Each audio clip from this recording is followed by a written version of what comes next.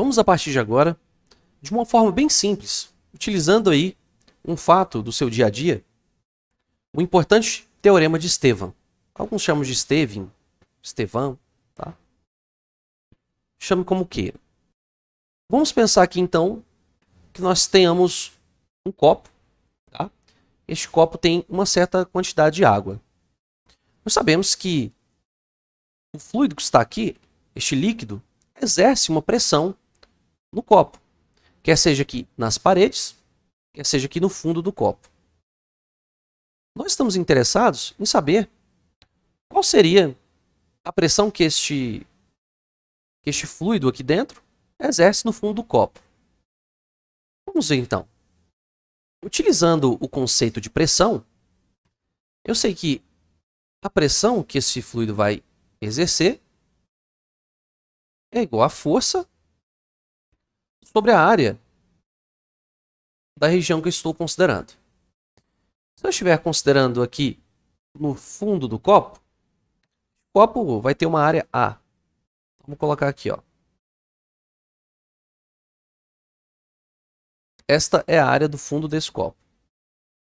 Se você está consumindo essa sua bebida aqui no planeta Terra, você sabe que a gente está sob a ação de um campo gravitacional, né? Ou seja, é a mesma força que mantém este líquido dentro do copo e você aí no chão. Então, eu vou colocar aqui, né? Então, nós temos nesta região, né, aqui do espaço, a ação de um campo gravitacional, ou seja, estamos sendo acelerados por uma aceleração g, né? E aí, a força responsável por manter este fluido aqui dentro e a mesma força que pressiona este copo, no caso, o fundo desse copo, é a força peso. Tá? Então, vou dizer que esta força que eu estou considerando aqui, esta força F, é a força peso, que é dada pelo produto entre a massa e a gravidade. Melhor dizendo aqui, né, a aceleração da gravidade. Então, substituindo nessa expressão, então tem que a pressão no fundo do copo, exercida pelo líquido, vai ser mg sobre A.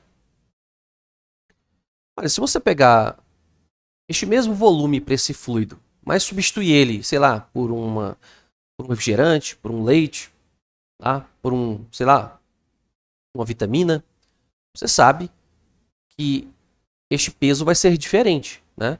Porque para o mesmo volume, você vai ter massas diferentes justamente por causa da densidade que esse fluido pode ter.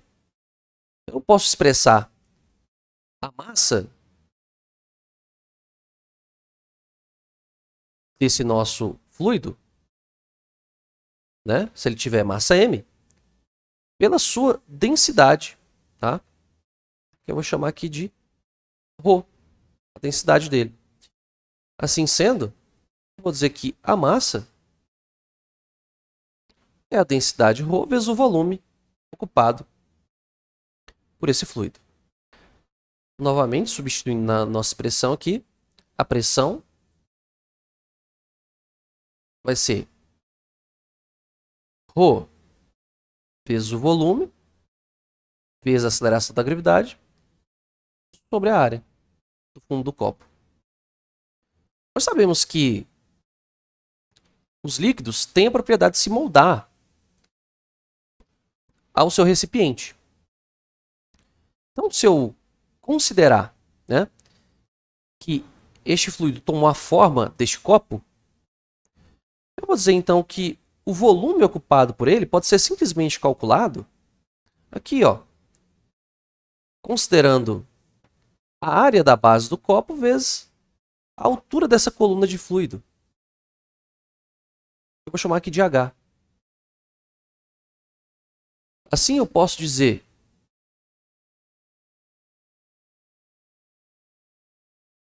que o volume ocupado por esse fluido é a área da base do copo vezes a altura da coluna em relação ao fundo. Assim sendo, né, Eu vou escrever aqui, ó, que a pressão no fundo do copo, devido a este fluido, vai ser ρ A vezes H vezes G, tudo isso dividido por A. E aí nós vemos então que este A que aparece no numerador e no denominador são os mesmos, né? Mesmo A. E aí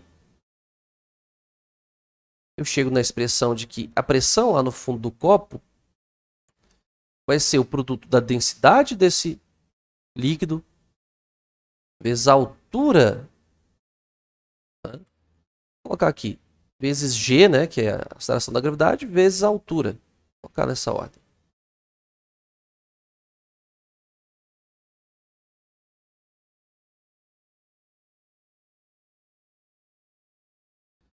Vamos prestar atenção num fato.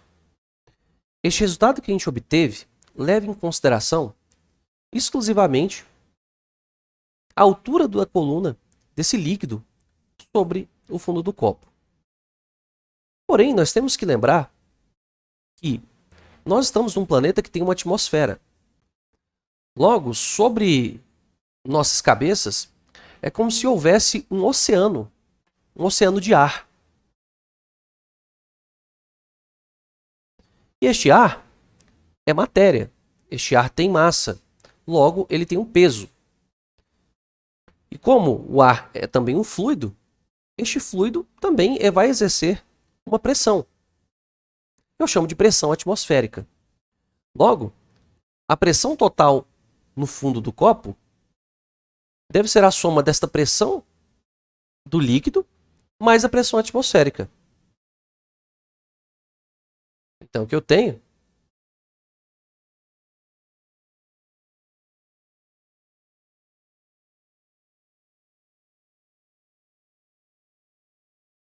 é que a pressão total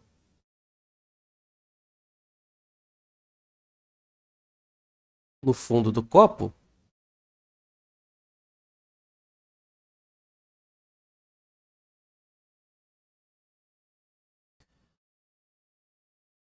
vai ser a pressão atmosférica, que eu vou chamar aqui de P0, mais a pressão devida à coluna de líquido.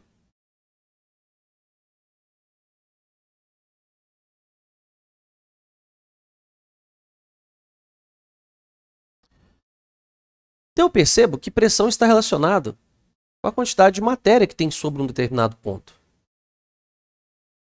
Mas, diretamente dizendo, com a altura desta coluna. Veja que dessa fórmula não aparece a área do fundo do copo, né? Isso é um fato importante. Então eu posso generalizar esse resultado, né, do Teorema de Estevam, da seguinte forma. Vamos considerar que eu tenha aqui dois pontos quaisquer, um ponto 1 e um ponto 2 neste fluido.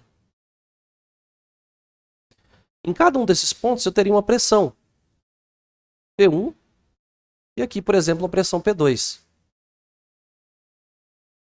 Isso quer dizer que essa diferença de pressão existente entre esses dois pontos só vai depender da diferença de altura entre esses dois pontos, que eu vou chamar aqui, por exemplo, de uma altura H qualquer. Assim, eu posso enunciar o Teorema de Estevam. Ele nos diz que a diferença de pressão em quaisquer dois pontos de um dado fluido é diretamente proporcional à altura, né, entre esses dois pontos. Trazendo esse resultado dessa forma, vou dizer assim, ó, que a diferença de pressão entre dois pontos P1 e P2, né, vai ser diretamente proporcional a ρ vezes G vezes H. É uma forma alternativa da gente enunciar o Teorema de Estevam. Agora, vamos notar uma coisa bem interessante nessa expressão. Como eu disse para vocês, aqui não aparece a área do fundo do nosso copo aqui, por exemplo. Né? Isso significa, né, que esta diferença de pressão só depende da altura. Logo, se eu tiver vários copos, vasilhames, vasilhas de formatos diferentes, isso não vai fazer a menor diferença. A única coisa que vai importar é a altura da coluna de fluido. Para você entender bem, ó, vamos considerar aqui, ó, essa figurinha.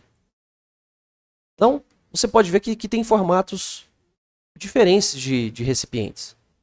Mas que, se a altura de fluido for a mesma, ou seja, se H for igual em todos, a pressão bem aqui no fundo desses recipientes vai ser a mesma.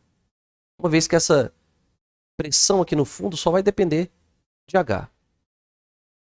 Pascal conseguiu, de forma fenomenológica, descobrir um importante princípio. Ele verificou que quando um fluido sofre um acréscimo de pressão em um determinado ponto, que esse acréscimo de pressão se espalha integralmente por esse fluido. Mas o que isso quer dizer? Isso, na verdade, é bem intuitivo. E você pode experimentar isso, e, na verdade, já experimenta isso todos os dias na sua casa, com o tubo da pasta de dente. Veja bem, quando você aperta o fundo do tubo, para que você possa tirar a pasta de dente, o que acontece? Você está provocando neste tubo, né, no caso na pasta, um acréscimo de pressão. Este acréscimo de pressão vai ser comunicado a todo o fluido e a pasta vai sair pelo buraquinho. Utilizando esse mesmo princípio, eu posso entender o funcionamento do elevador hidráulico. Nesse dispositivo, eu consigo aplicar pequenas forças em pequenas áreas e produzir, né, em outros pontos onde tem grandes áreas, forças bem grandes. Ou seja, apenas provocando uma força bem pequena aqui, eu consigo transmitir grandes forças para o outro lado. E assim eu posso levantar objetos bem pesados, fazendo um esforço bem pequeno. Olha, como é que esse milagre acontece? Olha, não tem milagre algum. É o princípio de Pascal. Então, suponhamos que neste ponto 1,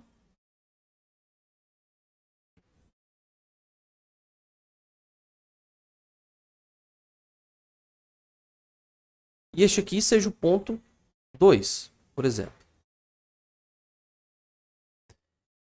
Aplicando uma força neste ponto, eu quero mover este ponto 2. Né? Eu quero tentar levantar esse objeto. Olha, a partir do momento que eu aplico uma força sobre uma determinada área, ou seja, F1 sobre A1, eu estou provocando um acréscimo de pressão, que eu vou chamar de, neste ponto 1, eu vou chamar de P1. Né? E neste ponto 2, eu teria uma pressão P2. Quando esta força for transmitida e levantar esse objeto, tá, nesta área A2. Pelo princípio de Pascal, o que ele diz? Quando eu provoquei esse pequeno acréscimo aqui de pressão, P1, eu vou gerar, neste ponto, né, a mesma pressão, porque esta pressão irá se espalhar integralmente em todos os pontos. Né? É como se o fluido fosse se comunicando. Então, o que eu tenho aqui é que a pressão no ponto 1 seja igual à pressão no ponto 2. Observando agora aqui na geometria do nosso problema, a pressão é a força 1 sobre a área aqui, ó, desse tubo, sobre a área 1. Força 1 sobre a área 1. E aqui do lado direito, eu vou ter aqui a aplicação de uma força aqui, ó, subindo, tá? Sobre esta área 2. Então tá aqui, ó. Força 2 sobre a área 2. Analisando esse resultado matematicamente, quer dizer que se as pressões são iguais, quer dizer que as razões entre força e área também são iguais. Quer dizer que força e área vão ser diretamente proporcionais. Então significa que para que este resultado se mantenha constante, então se eu aplico uma força pequena numa área pequena, eu terei como resultado a aplicação de uma grande força sobre uma área grande. E com isso, utilizando esse princípio, eu posso utilizar, né, pequenas forças para levantar grandes objetos bem pesados.